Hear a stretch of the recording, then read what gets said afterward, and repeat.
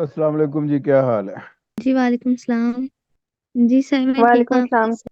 Simple regression एक ऐसी equation है जिसमें डिपेंडेंट वेरिएबल भी एक ही है, इंडिपेंडेंट वेरिएबल भी एक ही है। और इसकी जो स्टैंडर्ड फॉर्म बनती है वो ये बनती है: y equal alpha plus beta x plus e. Population की इक्वेशन है ये। लेकिन जिस वक्त हमने इक्वेशन को एस्टिमेट करना होता है तो पॉपुलेशन की इक्वेशन को नहीं एस्टिमेट करते, सैंपल की इक्वेशन को एस्टिमेट करते हैं। सैंपल की और पॉपुलेशन की इक्वेशन में डिफरेंस क्या है? इसमें एरर, ये ई रेजिडुअल है, एरर होता है, और सैंपल में एरर नहीं होता। इसमें यहाँ पे चले लिख लें: where y dependent variable, x independent variable, alpha इसे बोलते हैं वाई इंटरसेप्ट, बीटा बीटा होता है जी रिग्रेशन कोफिशिएंट, ई ये है एरर या residual. y equal to a plus b x, ये है जी सैंपल की इक्वेशन। और हमने जब भी वर्किंग करनी है वो सैंपल की इक्वेशन में करनी है। फर्क देख रहे हैं ना? ये सैंपल की equation y equal to alpha plus beta x यूं भी लिख सकते हैं। फर्क बेसिकली ये है, इसमें ई होता है, इसमें नहीं होता। दो कॉलम आपके पास होंगे, एक x और एक y। आपने कैसे एस्टिमेट करना है? x y 1 3 2 0 2 0 1 2, ये आपके पास एक्स और वाई की दो कॉलम है। Estimate simple regression equation, also interpret the values of a and b. पहला पार्ट ये हो गया। दूसरा part: estimate y if x equal 10। ये दूसरा पार्ट हो गया। सोल्यूशन: बी इक्वल, अच्छा ये सबसे पहले बी फाइंड किया जाता है। बी का formula n summation x y minus summation x summation y divided by n summation x square minus summation x whole square. ये बी आपने सबसे पहले फाइंड करना है, उसके बाद ए फाइंड करना है। पहले बी कर ले, उसके बाद ए पे आते हैं। अब समेशन एक्स वाई, एक कॉलम आगे आपने बनाना है एक्स वाई का। 2 × 1 2 0 2 0, इनको सम कर लें। 4 स्क्वायर। 4 5 6। 6 सही है। 5 4। आगे एक एक्स स्क्वायर का कॉलम बनाना पड़ेगा हमें।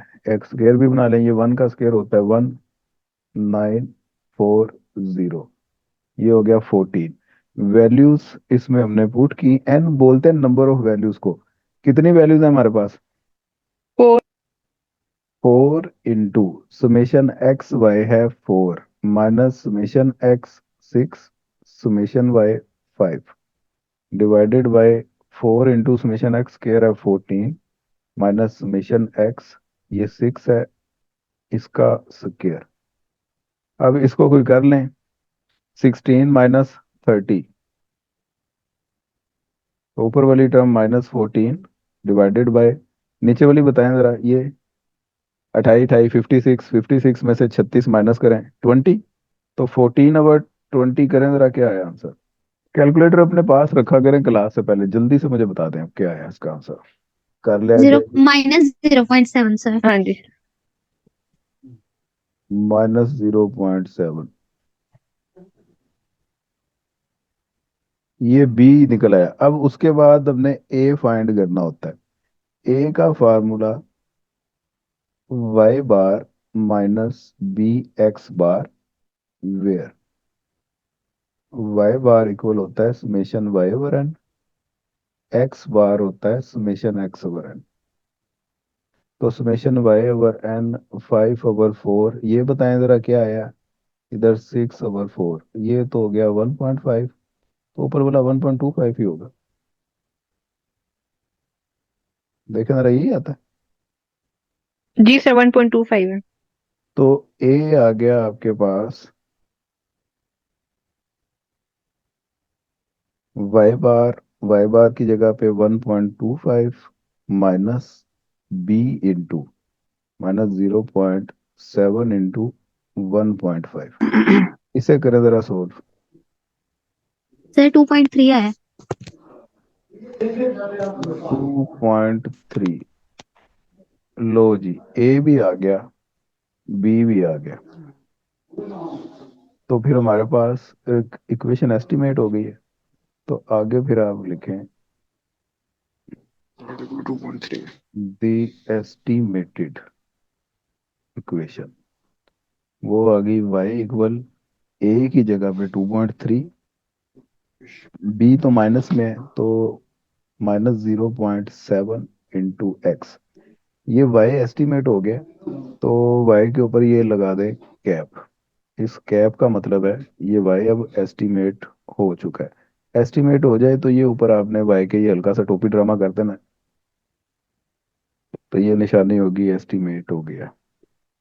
यहाँ तक सभी को क्लियर है बात? जी जी। जी सर। अब इसकी वो करनी है इंटरप्रिटेशन। ए की पहले इंटरप्रिटेशन, ए इक्वल है 2.3। हाँ भी ना, बताओ इसकी इंटरप्रिटेशन क्या होगी? सर ये आप बता दो, मुझे नहीं याद। ये तो वैसे मैं नहीं मानता कि तुम्हें ये इतनी सी बेसिक बात ना बताओ। आप सर से ही बताएंगे। अगर वाकई नहीं पता तो फिर चलो कोई बात नहीं। It is the value of y intercept here if x अगर 0 हो जाता है then y is equal to 2.3। x की गैर मौजूदगी में y की बाय डिफॉल्ट कुछ ना कुछ तो वैल्यू होगी ना।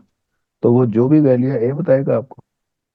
अच्छा जी, b ये है -0.7। इसकी इंटरप्रिटेशन ये होगी कि अगर x में 1 यूनिट चेंज करें तो y पर यूनिट 0.7 के हिसाब से चेंज होगा, 0.7 टाइम चेंज होगा। Due to 1 unit increase in x, y will decrease by 0.7 units. एक में मैंने इंक्रीज, दूसरे में डिक्रीज लिखा है, क्यों? क्योंकि साइन माइनस में है। अगर ये बी का आंसर प्लस में आता तो एक में इंक्रीज, दूसरे में भी इंक्रीज लिख देता मैं। तो क्यों, अब तो ये ऑपोजिट डायरेक्शन में जा रहे हैं ना। जी। तो ये हो गई इंटरप्रिटेशन ए की और बी की। उसके बाद हमारा दूसरा पार्ट, उसमें वो पूछता है कि इफ x इक्वल 10 y किसके इक्वल होगा। तो ये तो बड़ा ही आसान काम है, पुट कर दें x की जगह पे 10। 2.3 माइनस 0.7 एक्स, इस x की जगह पे 10 पुट करना है। 2.3 माइनस 0.7 इंटू 10। इसकी एक और मेथड से भी आप एस्टिमेशन कर सकते हैं, नॉर्मल इक्वेशन मेथड उसे बोलते हैं। जी सर, करवा दें वो भी। अच्छा चले जी, इसके आंसर आपने याद रखने हैं। दूसरा मेथड जो सा है बी का ये था फार्मूला मेथड। जी जी। मेथड के ऊपर लिख लें फार्मूला मेथड। और अब जो करवाने लगा हूं ये है नॉर्मल इक्वेशन मेथड। उसमें ये जो इक्वेशन आपको ऊपर नजर आ रही है, इस इक्वेशन को समेशन से मल्टीप्लाई करना है। दो इक्वेशंस आपके पास आएंगी, समेशन से मल्टीप्लाई किया, समेशन वाई इक्वल, ये कांस्टेंट है, कांस्टेंट को समेशन से मल्टीप्लाई करें तो एन लिखते हैं, ये रूल है, प्लस बी समेशन एक्स, इसे इक्वेशन 1 बोल दें। और अब इसी इक्वेशन 1 को एक्स से मल्टीप्लाई करना है।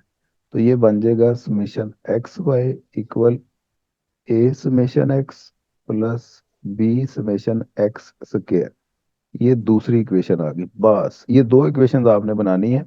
इन दोनों इक्वेशंस की जगह पे आपने इनकी वैल्यूज पुट कर देनी है और उनको साइमल्टेनियसली सॉल्व कर देना है। तो ये आपका आंसर आ जाएगा ए और बी का। मसलन समेशन वाई ऊपर देखें जरा क्या गिवन है। 5। इसकी जगह पे रखें 5 बराबर है एन ए, एन 4 है तो 4a प्लस समेशन एक्स 6 है, 6b, ये आपकी इक्वेशन 1 बन गई। और ये summation x y 4 equal a summation x 6a plus b summation x square 14b, ये इक्वेशन बी बन गई। ये समझ लगी यहाँ तक बात? जी सर। दोनों इक्वेशंस को साइमल्टेनियसली सॉल्व करना है। वो छोटी क्लासेस में आपने सीखा होगा, ए कैंसिल करना है, ये 4 है, नीचे वाली इक्वेशन को 4 से मल्टीप्लाई कर दें, और ये 6 है, ऊपर वाली इक्वेशन को 6 से मल्टीप्लाई कर दें। याद आ रही है कुछ इस तरह की बात? जी सर। तो यही मैं इधर लिखने लगा हूँ, इक्वेशन 1 को मल्टीप्लाई करना है मैंने 6 से, ये 6 इंटू 1, फिर मैंने माइनस कर देना दोनों इक्वेशन को, नीचे वाली इक्वेशन को करना है 4 से, 4 इंटू 2। तो ये बन गया, ऊपर वाली इक्वेशन को 6 से मल्टीप्लाई करें जरा, 30 इक्वल, ऊपर ही कहीं पे कर देता हूँ मैं, नीचे इतना किधर में घुसना है। 6 time into equation 1 minus 4 time into equation 2। ये 5 को किया 6 से मल्टीप्लाई 30 इक्वल 4 को किया 6 से 24a प्लस 36b। 36b। और ये नीचे वाले 4 को किया 4 से मल्टीप्लाई, नीचे वाली इक्वेशन को 4 से करना है, 16 इक्वल 24a प्लस 14 को 4 से करें जरा, 56b। इन दोनों इक्वेशन को कर देना है मैंने माइनस, ये माइनस कर रहा हूं मैं, तो माइनस का रूल, नीचे वाली वैल्यूज के साइन चेंज हो जाते हैं, ये माइनस, ये माइनस, ये जो प्लस का है वो माइनस में हो जाता है, जो माइनस है वो प्लस। ये दोनों कट गए, 30 में से 16 गए, 14 इक्वल -20b। तो b क्या निकल आया, -14/20 -0.7। अब इस b को इक्वेशन 1 या 2 दोनों में से किसी एक में पुट कर लें। अब इक्वेशन ए में जिस वक्त मैं b equal to -0 point put करूंगा, तो ये बन गया 5 इक्वल, ये है इक्वेशन 1, 4a प्लस 6 इंटू -0.7। तो ये 6 को मल्टीप्लाई करें जरा -0.7 से, 4.2। इस सारे का ओवरऑल बता रही हैं कि इन इन दोनों का? इसका 6 मल्टीप्लाई बाय 0.7। तो 5 इक्वल टू 4a माइनस 4.2। तो ये जी आपके पास 5 माइनस 4 प्लस 4.2 हो गया, इक्वल टू 4a। तो ये 4 इधर मल्टीप्लाई हो रहा है, उधर आके डिवाइड हो जाएगा, 9.2 डिवाइडेड बाय 5। अब बताएं जी a क्या आ गया? 1.84। 1.84। अब उधर हमारा a 2.3 निकला था, उधर यहाँ तो कहीं पे मिस्टेक है, यहाँ तो इधर मिस्टेक है, b तो हमारा सेम है, तो a भी सेम होना चाहिए। तो देखें 6 को 0.7 से मल्टीप्लाई करें 4.2 ही आता है, 7×6 = 42, तो ये 4.2 ही आना चाहिए। तो ये 4.2 इधर माइनस का है, इधर आके 5 से प्लस हुआ, तो 9.2 बन गया। 9.2, ओहो 4 सर में ये डिवाइड हुआ, 9.2 डिवाइडेड बाय 4 नहीं होना 4 चाहिए? आना है, जी जी जी जी जी, अब हुआ ना काम ठीक। 2.3 आ रहा है। लो भाई, वेरीफाई हो गया, तो दोनों से रिजल्ट आ गए सेम। इक्वेशन आपकी बन गई 2.3 माइनस 0.7x। तो जोन सा मेथड आपको अच्छा लगे, आपको वो फोर्स नहीं करेगा किसी मेथड से करें, जोन सा मेथड आपको अच्छा लगे वो लगा दें। रब रखा जी, खुदा हाफिज। खुदा हाफिज।